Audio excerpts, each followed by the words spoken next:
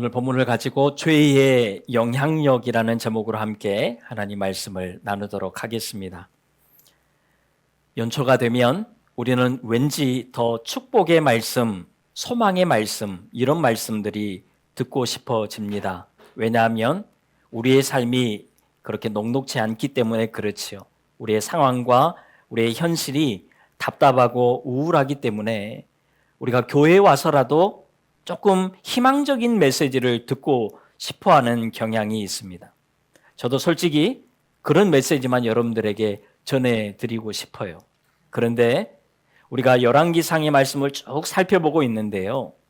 특별히 오늘은 죄 짓는 모습만 계속해서 나오는 것을 보게 됩니다. 그래서 연초지만 이 죄의 문제를 다루지 않을 수가 없습니다. 그리고 우리 그리스도인들은 연초가 되면 대부분 하나의 결단을 하게 되지요. 올해는 내가 성경을 읽어야 되겠다. 이런 결단을 하게 됩니다. 그리고 펴는 성경이 바로 창세기지요. 물론 출애굽기 중반부터 살짝 위기가 찾아오다가 레위기에 가서 보통 멈추는 경우들이 있는데 어쨌든 우리가 일단 창세기를 펴서 읽게 된다라는 거죠. 그런데 그 창세기 초반부터 나오는 내용이 바로 죄에 대한 내용을 다루고 있습니다. 그래서 연초지만 우리가 이 죄의 문제를 한번 다루는 것은 의미가 있겠다 싶습니다. 참고로 여러분 이 죄에는요 패턴이 있습니다.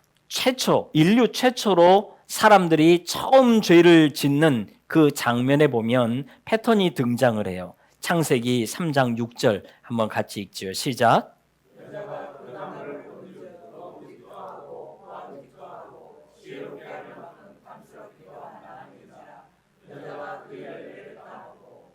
그렇습니다. 잘 보세요. 본즉 탐스럽기가 하고 따먹었다라는 거예요. 여러분 이것이 죄의 가장 기본적인 패턴입니다. 본즉 탐스럽고 따먹어요. 여러분 여호수아서에 보면 아간이라는 사람이 등장하는데 여리고 성이 무너졌을 때에 아무런 전리품도 취하지 말라는 하나님의 명령에도 불구하고 그는 몇 가지의 물건을 훔치게 됩니다. 그리고 그가 걸리게 되죠. 그리고 나서 그가 하는 고백이 뭐냐면 보고 탐내어 가졌나이다. 자, 같은 패턴이에요. 보고 탐내고 갔습니다. 여러분 이게 죄의 패턴인데요. 우리가 이 죄를 제대로 파악할 필요가 있습니다. 그래서 우리가 일생을 살아가는데 또 한 주간을 살아가실 텐데 여러분의 삶의 현장에서 가능하면 좋은 것을 보셔야 돼요. 보는 것을 잘 하셔야 됩니다. 보지 말아야 할 것을 보고 보지 말라고 하는 그것들만 골라서 본다면 여러분 우리 안에 뭐가 생기냐면 탐욕이 생기게 되어 있어요. 탐심이 바로 들어오게 되어 있습니다. 그래서 이왕이면 여러분 좋은 것들을 보시려고 애를 쓰셔야 돼요. 그런데 여러분 우리가 눈을 감고 살 수는 없잖아요. 보이는데 어떻게 해요? 그러면 어떻게 해야 되죠? 우리 안에 탐심으로 자리 잡지 않도록 우리가 특별히 조심해야 된다는 거예요. 혹 보고 탐심까지 그냥 들어와 버렸어요. 그러면 어떻게 해야 돼요? 이 탐심을 버리려고 우리는 애를 써야 된다는 거죠. 회개하면서 돌아서야 돼요. 여러분 이 탐욕과 탐심이 우리 안에 계속 자리를 잡게 되면 우리는 어느 순간 행동으로 옮기게 되어 있습니다. 자, 그래서 탐심이 생기는 순간 물리쳐야 된다라는 거죠. 여러분 우리가 지금 이 죄의 패턴을 순서적으로 살펴봤는데 그렇다고 이 죄가 서서히 차례대로 하나하나 다가오는 것은 아니더라는 거예요. 그냥 동시에 일어날 수도 있습니다. 죄는요, 금방 퍼지고요, 갈수록 악해집니다. 이것이 죄의 특징이고 죄의 영향력이에요. 여러분 창세기 내용을 보면 아담과 하와가 선악과를 따먹고 죄를 짓습니다. 뱀이 하와를 꼬신 후에 한참 있다가 하와가 생각을 충분히 한 다음에 선악과를 따먹고 또 한참 있다가 몰래 마음에 담아뒀다가 나중에 아담에게 가서 선악과를 전해준 것이 아니라는 거예요. 3장 6절을 이어서 보면요, 이렇게 말씀하지요. 여자가 그 열매를 따먹고 자기와 함께 있는 남편에게도 주매 그도 먹은지라. 잘 보세요. 아담이 그 자리에 같이 있었어요. 함께 있었고 함께 먹은 거예요. 동시에 죄를 짓는 겁니다. 여러분, 죄라는 것은요, 우리가 알아차리기 어렵게 순간 주변에 있는 우리 모두를 다 끌고 들어가는 거예요. 그래서 다 같이 죄를 짓는 겁니다. 죄의 영향력이 그래서 굉장히 무서운 거예요. 그리고 여러분, 이 죄를 짓고 나서 얼마 안 돼서 가인은 아벨을 돌로 쳐 죽입니다. 바늘도둑이 소도둑되고 죄가 점점 커지다가 어느 순간에 살인을 하는 게 아니에요. 한순간에 살인으로 넘어가 버리는 거예요. 여러분, 이게 죄입니다. 그래서 죄다 싶으면요, 빨리 우리는 돌이켜야 돼요. 빨리 이 죄의 늪에서 빠져나오기 위해서 애를 써야 된다라는 거예요. 이 죄의 늪에 한번 빠지면요, 쉽게 헤어나올 수가 없는 거예요. 몰라요. 나오고 싶어도 나올 수가 없습니다. 이게 죄입니다. 오늘 본문을 보면요, 이것이 너무나도 잘 나와 있어요. 남유다 왕 이야기를 해오다가 이제 다시 북이스라엘 왕의 이야기로 들어갑니다. 남유다 왕 아사가 41년 동안 통치하는 동안 여러분, 북이스라엘에는 왕이 6명이나 바뀝니다. 그리고 왕조가 3번이나 바뀌어요. 많은 일들이 일어났죠. 분명히 왕들은 계속 바뀌었습니다. 그런데 성경을 보면 그 내용은 다 똑같아요. 6명 다 똑같습니다. 왕조가 바뀌어도 다 똑같습니다. 같은 내용, 같은 구절이 5번이나 반복되는 것을 우리가 보게 됩니다. 그것이 열왕기상 15장 25절부터 16장 끝에까지의 내용이에요. 여기에 이 6명의 왕들, 또 같은 패턴의 이야기들이 반복이 되어진다라는 거죠. 여로보암의 죄로 시작한 나라가 이 죄의 늪에 빠져서 허덕이며 벗어나지 못하는 이 모습이 너무나도 잘 들어가 있습니다. 죄의 영향력 아래에 계속 끌려가는 거예요. 단 한 사람도 예외가 없습니다. 분명히 사람도 다르고 상황도 다 다른데 결과는 똑같다라는 거죠. 그래서 죄의 영향력이 무섭다라는 것입니다. 얼마나 이들이 답답하게 이 안에 갇혀 있는지 오늘 우리가 한 명씩 한 명씩 살펴보도록 하겠습니다. 자, 여로보암이 죽고 그의 아들 나답이 왕이 됩니다. 그리고 그는 2년 동안 왕위에 있었다. 나라를 다스렸다라고 성경은 말씀을 해요. 그런데 이 나답에 대한 이야기가 딱 이것뿐이에요. 그러면서 그를 이렇게 곧바로 평가를 해버립니다. 열왕기상 15장 26절 같이 읽죠. 시작.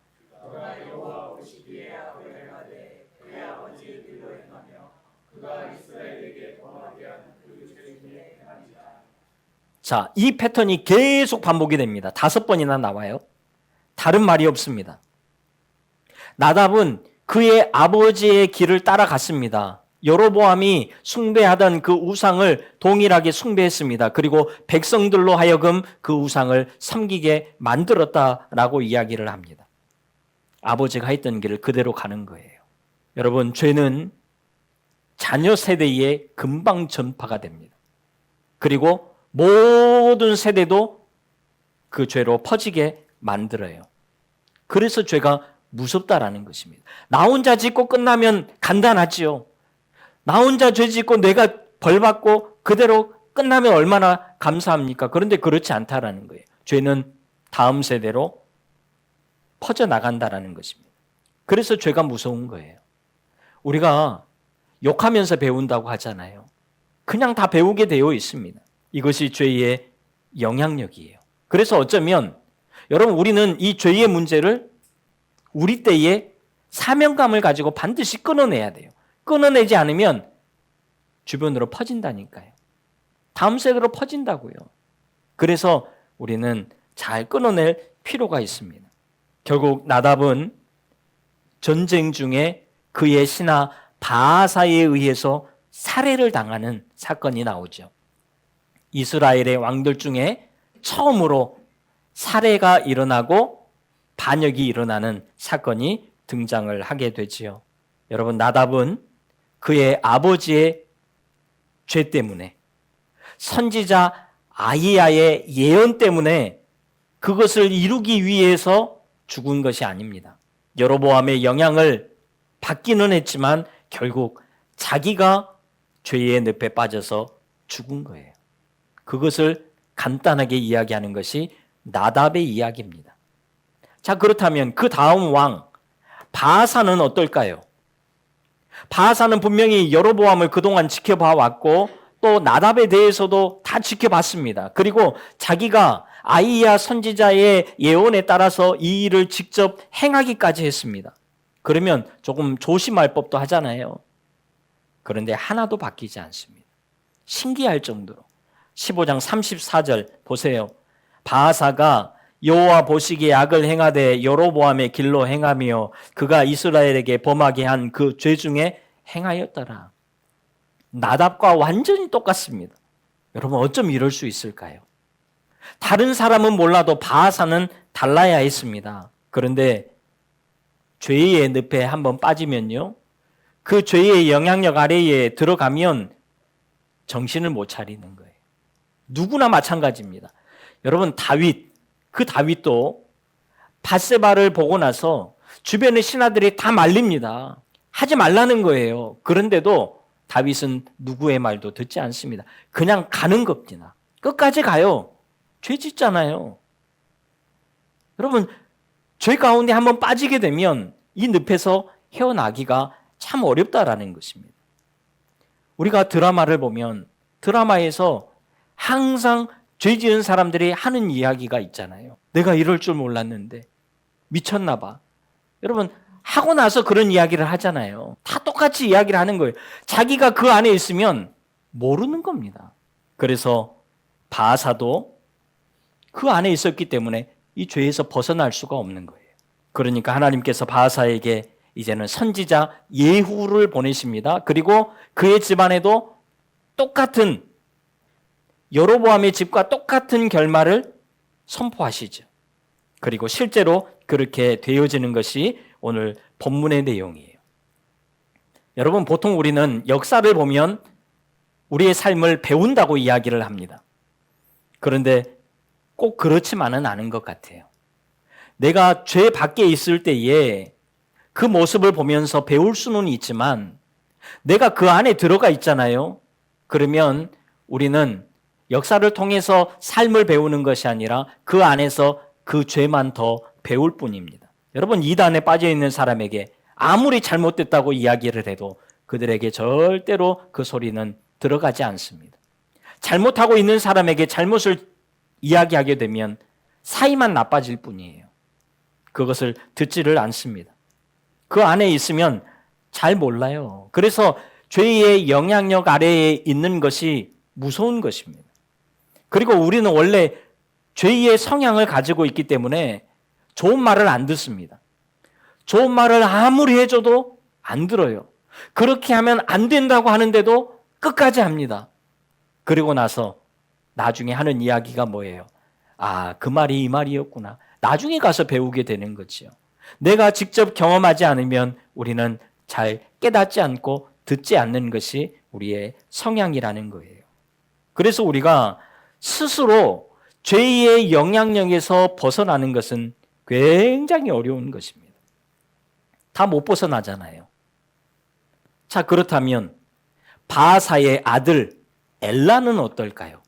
지금 이것이 15장 25절 이하부터 쭉 나오는 내용입니다. 분명히 자기 집안이 여로보암의 집과 비슷하게 흘러간다는 것을 엘라는 보았을 거예요.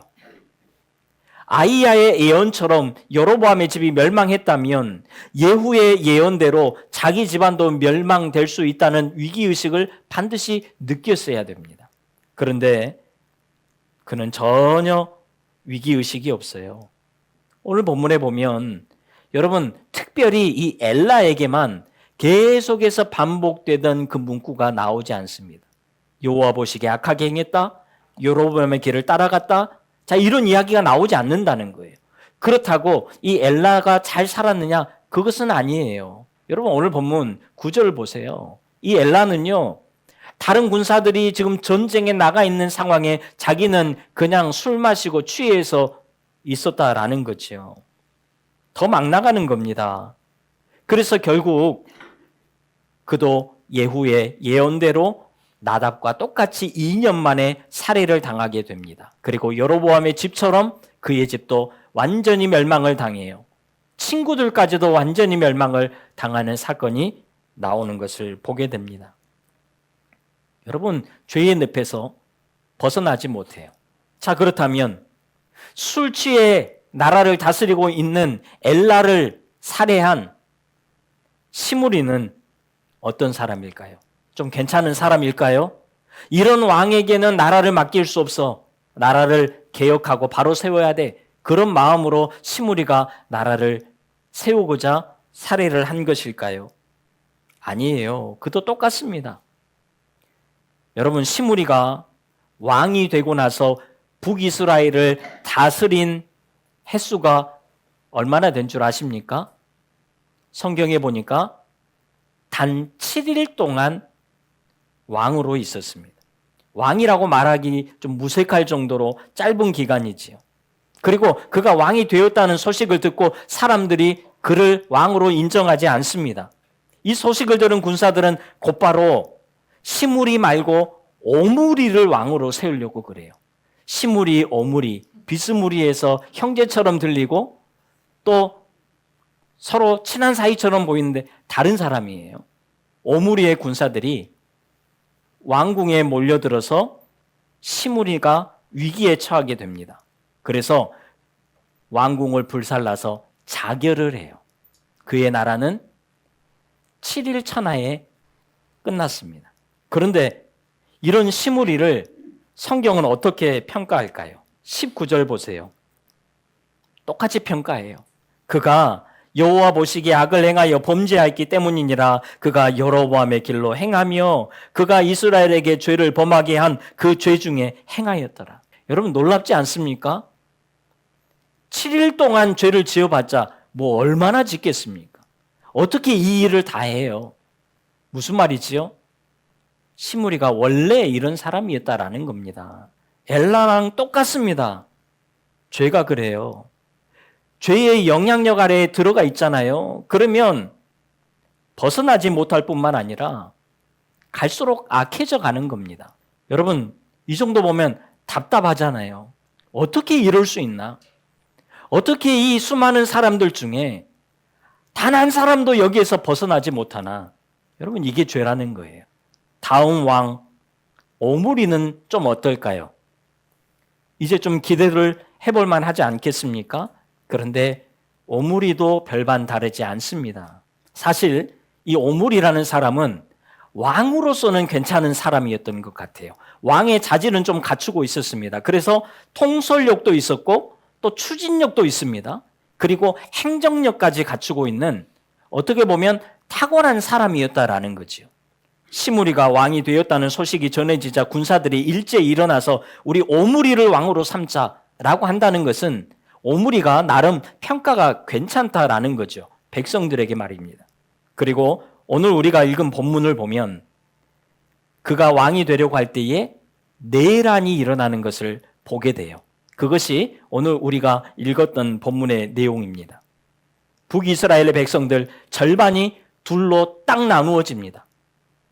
한쪽은 디브니를 왕으로 세우고자 하고 또 남은 한쪽은 오므리를 왕으로 세우고자 합니다. 내란이 일어나요. 양쪽 다 힘이 팽팽합니다. 어느 쪽 한쪽으로 기울이지가 않아요. 그래서 이 내란이 길어지게 되는데 얼마 동안 이 내란을 하게 되냐면 성경에 보면 시므리가 유다의 아사왕 제27년의 왕이 되었고 그 다음 왕인 오므리가 유다의 아사왕 제31년의 왕이 됩니다. 자, 그러면 이 사이의 기간이 4년이라는 사이가 비게 되지요. 내란을 4년 동안 했다라는 것입니다. 굉장한 긴 시간이죠. 얼마나 힘이 팽팽했으면 이렇게 갔을까요? 여러분, 이 상황을 이겨낸 사람이 누구예요? 오므리입니다. 오므리는 굉장한 통솔력을 가지고 있었던 사람이에요. 지도력이 있었던 사람이라는 것이 검증이 되잖아요. 그리고 오늘 본문에 보면 24절에요. 사마리아 산을 사서 이 오므리가 사마리아 성을 건축합니다. 그리고 이 사마리아 성이 결국은 이 이후부터 북이스라엘의 수도로서 굉장한 자리를 차지하게 되죠. 보통 일이 아니잖아요. 수도로 옮긴다는 것이. 그런데 오므리는 이 일을 해냈습니다. 굉장한 추진력이 있었던 사람이라는 거죠. 그리고 미가서를 보면요, 오므리의 율법이라는 말이 나옵니다. 오므리가 뭔가 탁월함을 가지고 행정력을 가지고 나라의 법을 세웠다라는 거예요. 그 정도로 탁월한 인물이었습니다. 그런데 성경은 이런 화려한 탁월함을 가지고 있는 이 업적들을 다 기록하지 않고 오므리를 이렇게 평가합니다. 25절 같이 읽죠. 시작.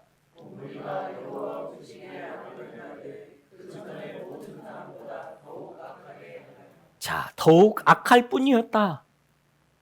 오므리는 이 평가로 끝나요. 그리고 그 전에 계속해서 해왔던 반복되던 평가를 오므리에게도 동일하게 내리고 있습니다. 무슨 말씀이지요? 하나님은 우리가 세상적으로 영향력을 보이고 살아가느냐, 여기에는 관심이 하나도 없다라는 거예요. 여러분, 우리는 잘 기억하셔야 돼요.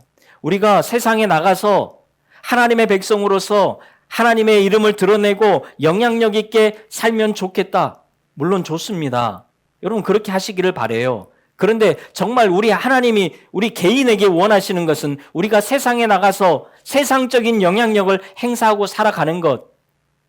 자, 그것을 그렇게 원하시지 않는다는 거예요. 하나님은 우리가 죄의 영향력에서 어떻게 벗어나서 살아가느냐, 우리가 신앙과 믿음으로 어떻게 이 세대를 살아가느냐, 여기에 관심이 많으시다라는 거죠. 우리가 세상 살아가는 그 업적 필요 없다는 게 아니에요. 그것보다 우리 개인적으로 정말 우리가 죄의 문제를 어떻게 해결하면서 믿음으로 견뎌내느냐, 여기에 관심이 많으시다라는 거예요. 우리가 죄에서 돌이키는 모습, 때로는 죄와 싸워서 이기고 살아가는 모습, 늘 연약하고 늘 넘어지지만 죄에 빠지지만 그럼에도 불구하고 그 죄에서 벗어나려고 몸부림치면서 살아가는 모습, 그리고 죄를 이길 수 있도록 하나님 도와달라고 부르짖는 그 모습, 이런 모습을 원하시고 이런 모습을 기뻐하신다라는 거예요. 우리가 죄의 영향력에서 벗어나서 살기를 원하신다. 자, 이것이 오늘 우리에게 굉장히 중요한 부분입니다. 그래서 예수님께서도 우리에게 주님의 기도, 주기도를 알려주시면서 이렇게 기도하라고 말씀을 하세요. 우리 같이 한번 읽을까요? 시작.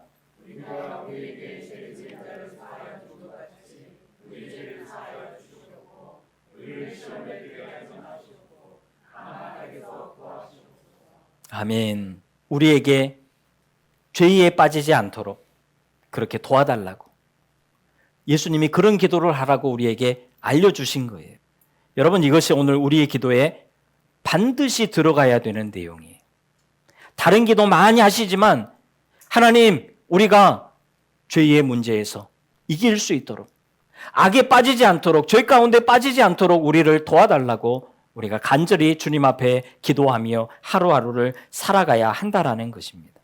여러분, 우리가 삶을 살아가면서요, 죄를 절대로 가볍게 여기시면 안 됩니다. 아무리 사소한 것이라도 여러분 가볍게 넘어가서는 안 돼요. 여러분, 죄라는 것은 우리가 아무리 작은 것이라도 짓다 보면요, 점점 감각을 잃어가요. 그러다 보면 큰 죄를 지어도 이제는 감각이 사라지는 거예요. 큰 죄도 작은 죄처럼, 아무것도 아닌 것처럼 가볍게 느낄 수 있다라는 거예요. 그래서 우리는 작은 죄라도 조심해야 돼요. 오늘 본문에 보면 우리가 잘 알고 있는 북이스라엘 아합 왕이 등장을 합니다.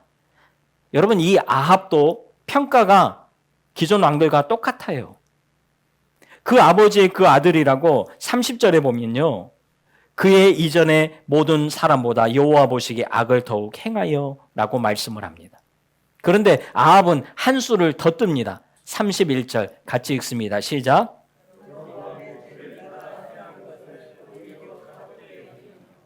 자, 가볍게 여겼어요. 그래서 이것이 곧 이방 여인 이세벨을 아내로 맞이하게 되고 결국은 바알과 아세라를 섬기게 되는 일로 빠지게 되더라는 거죠. 그러면서 아합이 열왕기서에서 처음으로 바알 숭배를 이야기하고 있어요. 여러분, 이게 무슨 말이지요? 성경을 보면 이스라엘 백성들은 가나안 땅에 들어와서부터 줄곧 바알을 섬겼던 사람들이에요. 이전의 왕들도 바알을 섬겼던 사람들입니다. 그런데 성경을 보면 이 바알을 언급하지 않다가 아합 때 와서 바알을 예배하는 것을 언급을 합니다. 무슨 말이지요? 그 전의 왕들은 차마 대놓고 하나님을 무시하면서까지 우리가 바알을 숭배하자 이렇게 말을 못했던 거죠. 그런데 이제는 아합은 대놓고 바알을 예배하자라고 이야기한다라는 것입니다. 죄만 가볍게 여긴 것이 아니라 아합은 하나님도 가볍게 여겼어요. 하나님을 가볍게 여기니까 하나님의 말씀도 가볍게 여겨지는 거죠. 그래서 하나님의 말씀을 지킬 필요가 없는 겁니다. 그래서 오늘 보면 34절을 보면 하나님의 말씀을 무시하고 살았던 그 아합 시대를 그대로 보여주고 있는 거예요. 여러분, 지금까지 모든 왕들보다 아합은 가장 악한 왕이 되었다. 오늘 성경은 말씀을 하고 있습니다.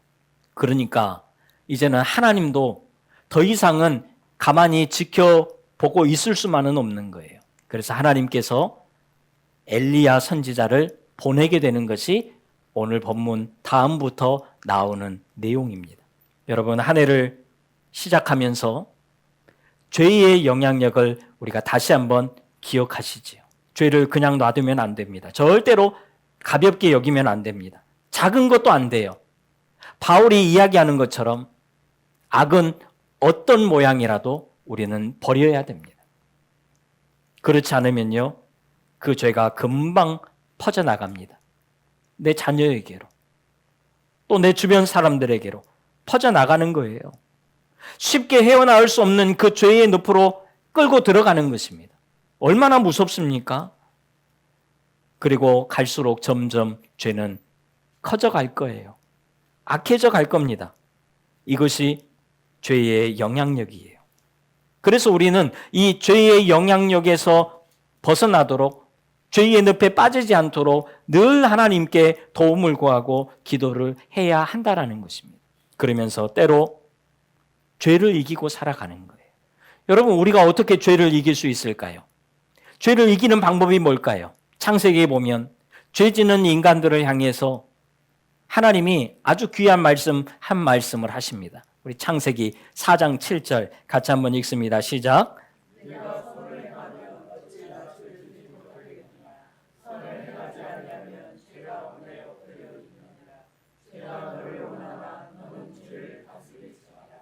아멘. 가인이 아벨을 죽인 후에 하나님께서 찾아오셔서 직접 하신 말씀이 바로 이 말씀입니다. 이 말씀이 뭐냐면, 선을 행하지 않으면 죄가 문 앞에 엎드려 있다가 우리에게 금방 달려든다라는 거예요. 자, 이 말이 그렇습니다. 자, 그렇다면 이것을 반대로 이야기하면 우리가 선을 행하면 죄가 우리에게 함부로 달려들지 못한다라는 거죠. 다시 말해서 여러분, 우리가 선한 마음을 가지고 살고 선한 뜻을 품고 살고 선한 생각을 가지고 살아간다면 여러분, 죄악이 우리에게 쉽게 덤벼들지 못한다라는 것입니다. 그런데 우리가 그렇지 않기 때문에 죄가 우리에게 금방 달려들어서 우리를 넘어뜨리는 거죠. 여러분, 이번 한 주간 선한 마음을 가지고 살아가는 우리 모두가 될 수 있기를 바라요. 그런데 문제가 뭐예요? 우리에게 선한 마음이 없잖아요. 그러니까 어떻게 해요? 하나님, 우리에게 선한 마음을 주십시오. 하나님께 도움을 구하고 은혜를 구하며 살아야 한다라는 거예요. 여러분, 이번 한 주간 우리에게는 선한 마음이 없지만 하나님께 선한 마음을 달라고 기도하고 그 선한 마음을 주셔서 선한 능력으로 세상 가운데 살아갈 때에 죄 많은 세상 가운데에 늘 넘어지는 우리의 인생이 아니라 때로는 주님이 주신 그 능력으로 힘있게 일어나서 승리한 후에 승리의 계가를 부르며 하나님께 영광 올리며 살아갈 수 있는, 그래서 하나님께 기쁨을 드리며 살아가는 우리 모두가 다 될 수 있기를 주님의 이름으로 축원합니다. 기도하겠습니다.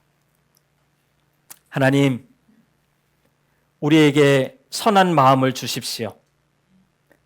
그래서 선한 능력으로 한 주간도 잘 살아낼 수 있는 우리 모두가 되게 하여 주시옵소서. 예수님의 이름으로 기도하옵나이다. 아멘.